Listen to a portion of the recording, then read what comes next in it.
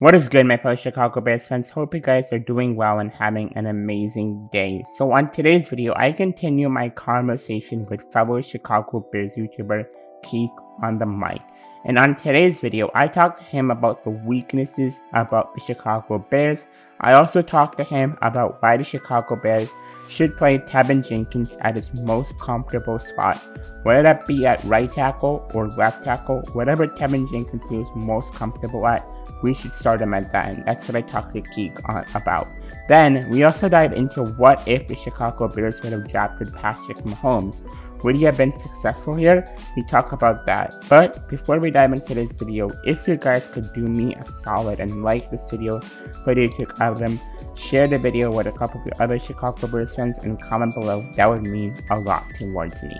But without further ado, let's dive right into today's video. What do you think are our biggest holes at right now? When I look at some holes on this Bears team, I can look at, the depth behind our starting positions. For example, who's our depth behind Roquan Smith, the Danger Vathan? That's been a concern. Of course, we just got rid of Kyle Fuller. So we're trying to look for that cornerback too. Maybe it's Thomas Graham. Maybe it's Artie Burns. And then obviously the left tackle position, left and right tackle position, probably the two most important positions on your football team, right? So we got Teven Jenkins right in the second round. Great player, great nasty player, but he didn't necessarily play left tackle in college. He was a right tackle, right? So I'm just concerned that they're going to force him at that left tackle too soon. And then whoever's playing quarterback's going to get lit up by some of these great pass rushers, right, that we're playing this season. And that to me is scary. So left tackle, and then of course the depth that we have on these couple of positions are the biggest holes for me. Yeah, for sure. So you and I both had a video on Morgan Moses, and it seems like, and there was news that came out that the Bears wanted Morgan Moses to play left tackle. So even they are having their concerns with Teven Jenkins playing left tackle, right? And that just concerns me, like, what are we going to do at the left tackle position? And this is no disrespect to Tev. I mean, we all love Teven Jenkins. He's a beast, and it's going to be really great for us. But you want to put your position in the right place to succeed, the right position to succeed. And I go back to 2018 or 2019, I believe, and we saw this thing with Eddie Pinheiro and how Matt Nagy kind of didn't really play to Eddie Pinheiro's strengths in that Chargers game, and he picked the wrong spot for Eddie to kick it, and we lost that game. And we don't want that same mistake with Tev. We put Tev in the position to succeed. Wherever Teven is most comfortable at, whether that be at right tackle or left tackle, playing him at that position. There are some really great left tackles that we can get. One name that comes to mind is Russell Okong. He would be really good. Might be a little bit expensive, but I think you can still do that. There are a lot of trades that you can do. Unfortunately, we're strapped at the cap, but it's not like we have no money. We can still make something work. So that's going to have to come to Matt Nagy and Ryan Pace to really find and see where Teven is comfortable at and whatever position he's not comfortable at, go and fix that. Yeah, and then you also have guys like Mitchell Schwartz. He is a right tackle, but I would actually be more confident signing Mitchell Schwartz, right, and putting him at left tackle. And I was kind of a little bit upset. I understand you make business decisions like this, but Charles Leno being cut, I understand why they did it. It's business, right? You have to save cap space. I get it. But if you weren't confident that Teven Jenkins was going to be able to start left tackle, why cut him? Besides the money part, you know what I mean?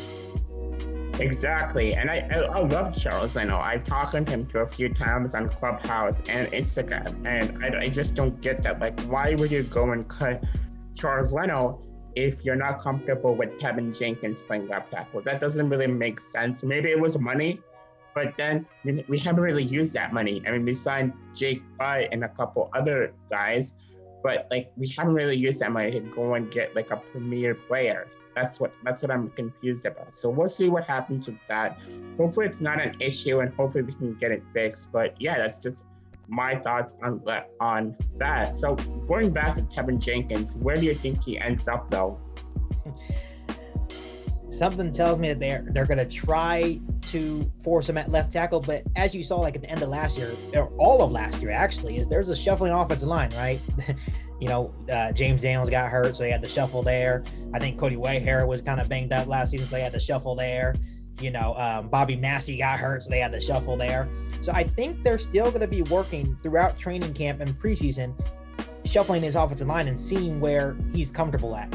I think he ends up being probably our best option at left tackle. So I'm going to say at the moment that he will be our left tackle. Yeah. And going back to what I made a video about Justin Fields and when he should start, and I said week 4. And I don't know if you agree with that, but one of the reasons why I said Justin Fields should start week 4 was because of my concerns over the offensive line. Because the last thing that we want is for Justin Fields to get injured. Now, in Justin Fields' college career, he's been relatively healthy, but he has had some games where he's gotten injured. For example, that Clemson game where he absolutely got knocked off. That's a concern for me. Like, I don't want Justin to go down. So that's why I said week 4, because by that time, hopefully by that time, the offensive line is good and you're in a position to really start Justin, he can succeed. What do you think about starting Justin later to really find out where that offensive line, to give the offensive line time to be successful? I think that's a great idea. I said that exact thing in one of my past videos, is that was one of my big concerns. Is the only way I could see Justin Fields starting is if the offensive line is ready to go. I guess my only concern is with that week 4 start date, right? If Justin Fields comes out in training camp, comes out in preseason, now we know that he's going to get most of the snaps in preseason. If he comes out against some first team, even second team, and he's just out there slinging it and just looks really, really comfortable with the offensive line, even out there, it's going to be really tough for Matt Nagy to hold back. And that's why it's tough for me when Matt Nagy says Andy Dalton's QB1. I can't trust him. I won't believe it until I see it week 1, Sunday Night Football against the Rams. I'm fine with Justin Fields sitting. It's a win-win, honestly. If that means Andy Dalton's doing good. The longer Justin Fields sits, that means Andy Dalton is making his $10 million that we gave him. I know. I have to definitely agree with you. If Justin Fields is a better quarterback, you have to go and start him. And I think Matt Nagy is just going back to where he was in Kansas City.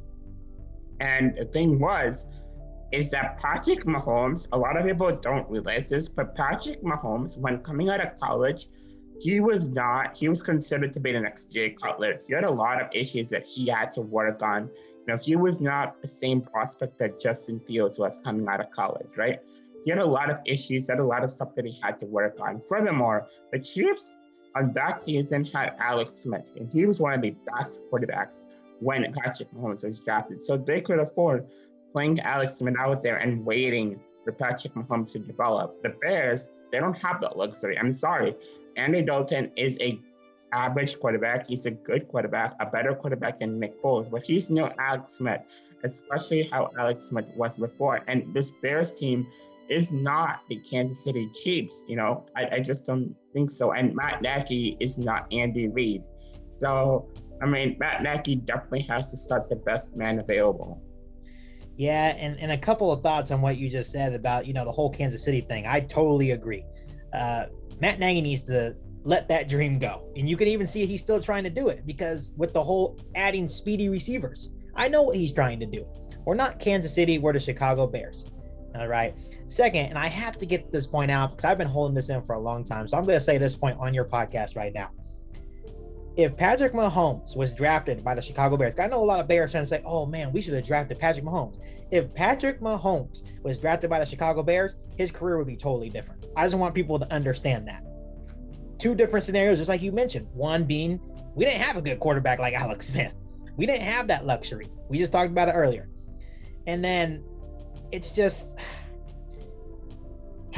I just want Matt Nagy to make the right decision that's best for the Chicago Bears. If Justin Fields is the best quarterback, you have to play him. There's no reason to sit him. Besides, I guess if you want to, we did pay Andy Dalton $10 million, a whole bunch of money, right? So that's the only reason why I think they may start Andy Dalton. But it's like, if Justin Fields is the best guy, just put him in, see what he can do. I'd rather watch Justin Fields throw interceptions and watch it be more entertaining than watch a veteran Andy Dalton throw picks. Yeah, and you're right on the whole Patrick Mahomes thing. People think that Patrick people think that Patrick Mahomes is a legend, and he is. I'm not denying that. But look at the team in Kansas City. He has one of the best tight ends in Kansas City. He has Tyreek Hill. He has one of the best head coaches. He has a really great team around him. And Mitchell Trubisky, you never had all of that. Maybe Mitchell Trubisky would have been successful in Kansas City with Andy Reid, with Tyreek Hill, with all those weapons there. We just don't know. And my question is, how much of Patrick Mahomes' success is because of his talent, or because of the talent on that team? And I'm not denying Patrick Mahomes' talent. I'm just saying, like, how good is he? Can he do good with no weapons? But that's just my question for everyone out there. Yeah, does he have that Tom Brady effect, right? Tom Brady was throwing to who? Tom Brady made a lot of his receivers. And I think that's truly why Tom Brady is one of the greatest quarterbacks of all time. Patrick Mahomes is a stud. I'm not taking anything he has done. He is an amazing football player, and he's continuing to get better. But when you have a guy in Tyreek Hill that can just burn you down the sideline, all you have to do is throw it up and he'll be there. It's too easy. You can look at the same with Aaron Rodgers, right? There's a lot of throws that Aaron Rodgers just throws about 5-yard hitches, and the receiver does the rest of the work. But who do they give the credit to? The quarterback, right? So you can look at it's all over the NFL. What's up, guys? I hope you really enjoyed today's video. And if you enjoyed, don't forget to like this video, share the video with a couple of your friends, and let me know what you thought about our conversation. And I thank you so much for watching till the end. You guys are the real MVPs. So thank you for that. But with that being said, peace out and bear down.